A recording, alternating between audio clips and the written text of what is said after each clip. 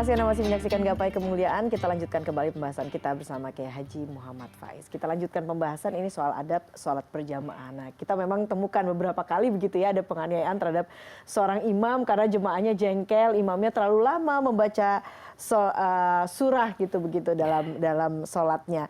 Nah, ini sebetulnya bolehkah kemudian kita sebagai makmum itu memutus artinya kita tidak melanjutkan sholat berjamaah itu, kemudian bagaimana itu sebetulnya Kiai penjelasannya? Yang pertama, kalau bicara lama dan tidak lama, panjang atau pendek, itu relatif Mbak Eva.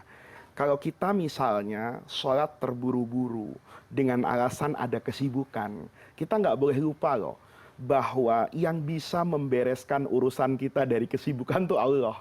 Bisa jadi saya sibuk banget, dikejar oleh waktu, deadline kanan dan kiri. Itu karena mungkin saya melupakan Allah kan. Tapi kalau saya mengingat kepada Allah, jangan-jangan urusan saya itu menjadi disederhanakan oleh Allah. Jadi itu yang harus kita tanamkan sedari awal. Tetapi yang kedua, pertanyaan ini relevansinya benar ya. Karena di dalam fikih itu syarat untuk menjadi imam itu ketat. Berbeda dengan syarat untuk menjadi makmum. Anda ketika menjadi makmum, ya sudah berdiri saja, tidak perlu nengok kanan kiri. Tapi ketika jadi imam, itu kan sama Rasulullah disuruh memperhatikan siapa saja di belakang kamu. Makanya imam itu kan disuruh ngelihat ke belakang, meluruskan barisan. Itu bukan sekedar lurus barisannya kan. Dia nengok kanan, tahu-tahu ada orang tua di sana. Maka saya ingat, tidak semua makmum saya itu sehat. Ada orang yang sudah sepuh. Begitu ngeliat kiri, ada pilot di belakang saya, ada masinis di belakang saya. Jangan-jangan dia mau mempersiapkan pesawat sebelum terbang. Mungkin dia mau mempersiapkan kereta api sebelum terbang. Maka di situ saya perlu memperhatikan kepentingan orang banyak terkait sholat berjamaah yang akan saya lakukan. Nah, kalau kemudian kita sholat berjamaah, di mana kita punya keterbatasan waktu. Misalnya di bandara, kemudian di pintu boarding itu ada musola. Karena kita meyakini, ini masih setengah jam lagi boarding. Saya ke bawah, saya mau wudhu, saya mau sholat. Bayangan saya, dalam setengah jam selesai. Tapi kemudian saya mendapati di musola bandara itu, ada orang yang sudah menjadi imam. Saya misalnya punya feeling, ini orang kayaknya orang khusyuk banget nih. Kalau sholat kayaknya panjang-panjang bacaannya. Maka saya bisa saja niat berjamaah dari awal. Tetapi kemudian saya mengambil posisi agak di belakang.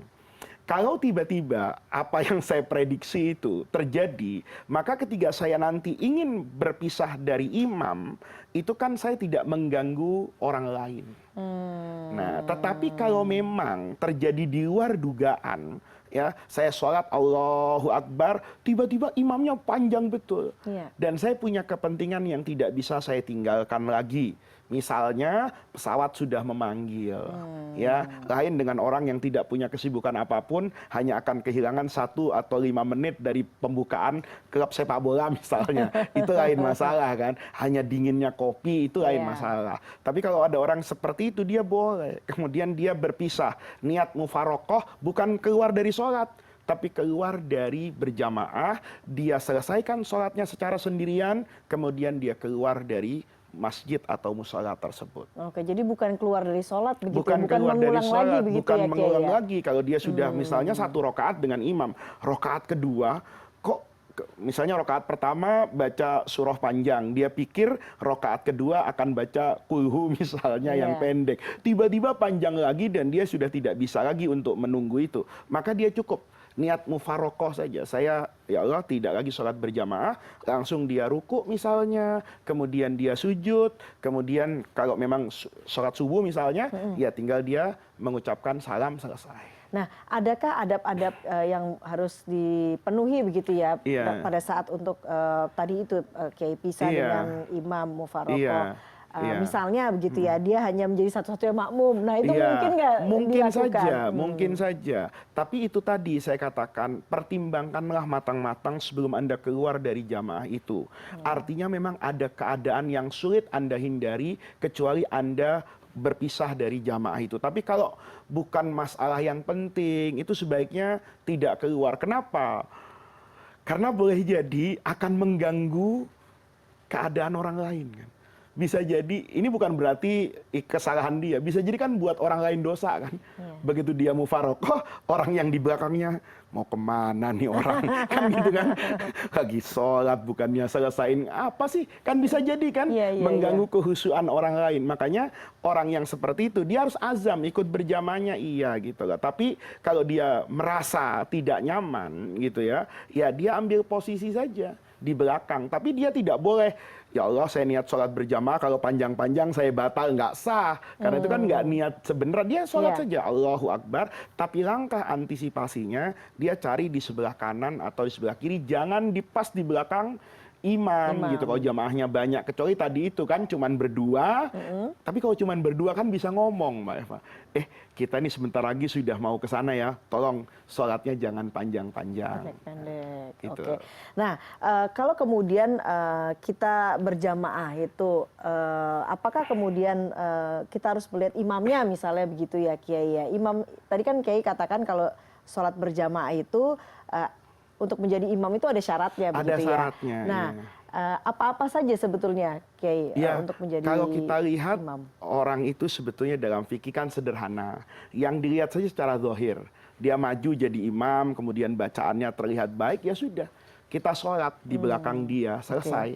Itu tidak kemudian harus diteliti apa orang ini orang baik atau orang enggak lah. Selama dia kemudian ada dalam kepantasan. Kepantasan itu kan juga standarnya beda-beda loh. Iya. Yang orang Indonesia misalnya kalau yang terlalu baik itu mensyaratkan peci misalnya. Padahal kan peci itu bukan syarat sahnya sholat. Tapi kepantasannya kayak sholat tuh pakai peci misalnya. Orang di Indonesia misalnya kalau sholat perempuan itu pasti ganti mukena kan. Iya. Yang putih-putih. Sementara kita ke negara muslim yang lain ya biasa aja. Selama sholatnya sudah, perempuan sudah menutup aurat dalam bentuk pakaian apapun. Nah yang seperti ini tentu subjektivitas masing-masing orang.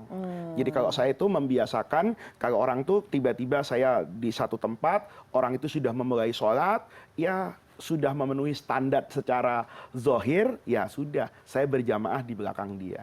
Kalau misalkan kita kemudian melihat ada seorang imam dan kita tahu misalnya imam ini adalah orang terkenal begitu ya, Iya. dan kita tahu karena kan sekarang masyarakat mudah untuk mendapatkan informasi. Misalkan si imam ini adalah tersangka kasus korupsi misalnya, Iya, atau sering iya. yang kita kenal sering berbuat maksiat. Nah, Iya, bolehkah iya. kemudian kita menjadi Iya. makmumnya kalau Iya. begitu, Kiai? Katakanlah itu dalam istilah agama itu fasik.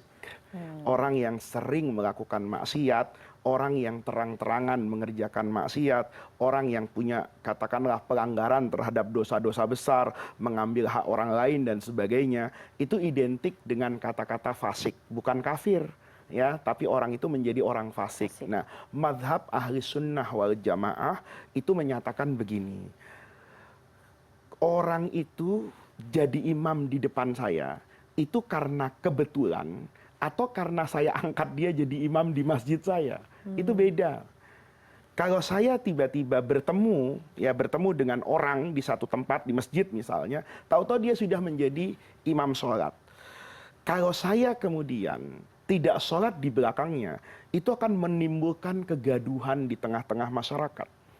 Akan ada gosip, akan ada kata-kata yang boleh jadi keluar dari tuntunan agama. Maka mazhab ahli sunnah itu mengatakan sah hukumnya saya sholat di belakang imam baik, imam yang baik maupun imam yang fasik. Sholat saya tetap sah.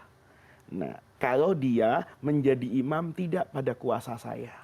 Tapi kalau saya misalnya megang masjid, katakan ketua masjid, maka saya punya kewajiban kan untuk memilih yang terbaik menjadi imam di tengah masyarakat saya. Dan itu biasa saja. Ketika misalnya, karena Mbak Eva tadi sudah kasih contoh, orang yang terlibat kejahatan kemanusiaan, diantaranya misalnya tadi itu, pernah menghilangkan nyawa orang lain, pernah mengambil hak orang lain, maka tentu saya akan katakan Anda tidak jadi imam di masjid ini.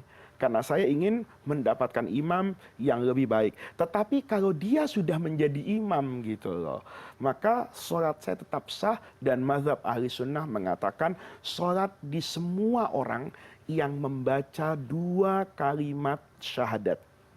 Ya, Jadi itu sederhana. Jadi kita itu tidak pernah mengkafirkan orang lain, tidak pernah kemudian mereduksi keimanan seseorang pada titik yang paling rendah kalau itu sudah terjadi di hadapan kita. Beda kalau saya punya kuasa untuk memilih sesuatu yang ideal dan yang baik untuk masyarakat. Gitu. Oke, baiklah, baiklah. Jadi Menarik kalau sekali. di kantor misalnya ada teman yang kelihatan masih suka goyang-goyang kepalanya, tapi boleh jadi itu masih bisa kita terima ya, dia tahu-tahu di musola kantor sudah jadi imam. Ya enggak perlulah saya kemudian membuat jamaah yang berbeda. Saya sholat di belakang dia.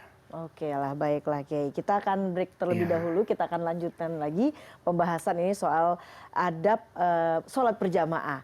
Nah, ini ada satu pertanyaan. Ada yang bilang kita tidak boleh bersalaman setelah salam di akhir sholat. Seperti halnya yang banyak dilakukan masyarakat muslim di tanah air. Nah, itu bagaimana? Kita akan bahas sesaat lagi. Tetap bersama kami di Gapai Kemuliaan.